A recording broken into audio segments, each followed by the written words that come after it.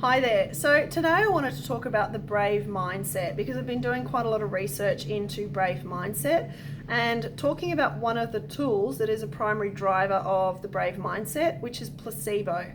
Now, placebo has received quite a bad rap in the research and the literature because it's tended to be used as a control measure to allow for whether the intervention is effective or not, and so a sham treatment is typically delivered to the control group, and so it's never been legitimized and it's always been considered to be quite deceptive in nature. So placebo has never really been considered a valid tool, but some of the more recent literature coming through has been quite interesting because it's certainly receiving a lot more legitimacy, and part of that is because some of the studies are now looking at open placebo type arrangements and intervention where people are told they're given a placebo, they know that it's a placebo, and yet they're still receiving significant improvements when they compare against somebody that received no treatment at all.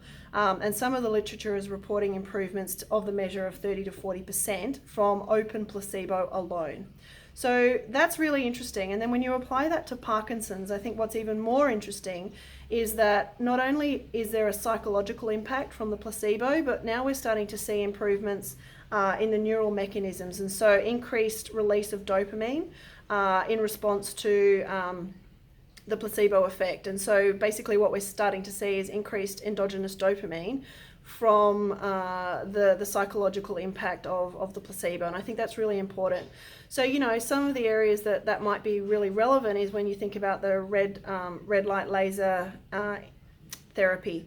And some people are reporting really strong responses from that. Now, clinically, I can't see how that would make changes within the brain from a basic science level, but people are reporting significant improvements, and we haven't got enough literature or research to know what's happening there yet. So I wouldn't be surprised if what we find out is that those improvements are actually based on the placebo effect alone. Doesn't mean you shouldn't use it, because at the end of the day, if you're feeling better, you've got some symptom relief, then that may be well enough, but just acknowledging that there may be an expense or something to do with that. Now, I'm just using that as an example. It's certainly not me saying use it or don't use it. I don't want to get into that argument, but it just goes to show how important and powerful that placebo effect can actually be.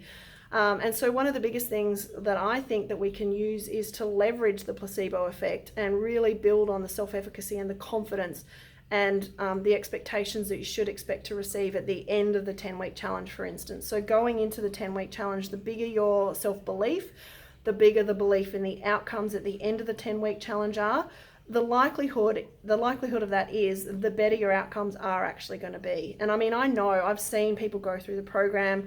I know that you should expect to be better at the end of the 10-week challenge if you've done it the way that it's designed and you have idiopathic Parkinson's disease. I know that.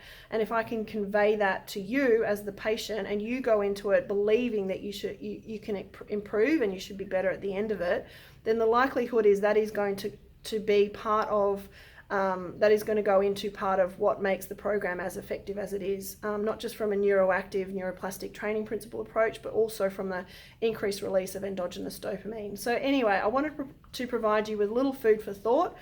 I've actually put all of that in to a webinar that you can watch. I've just attached that below. So if you've got some time, go through. I've just put some articles in there that you can go through some of the literature, and I'd love to have any questions and send through any questions at the end of that. Hopefully that's of interest to you, certainly is to me, and have a lovely weekend. Bye now.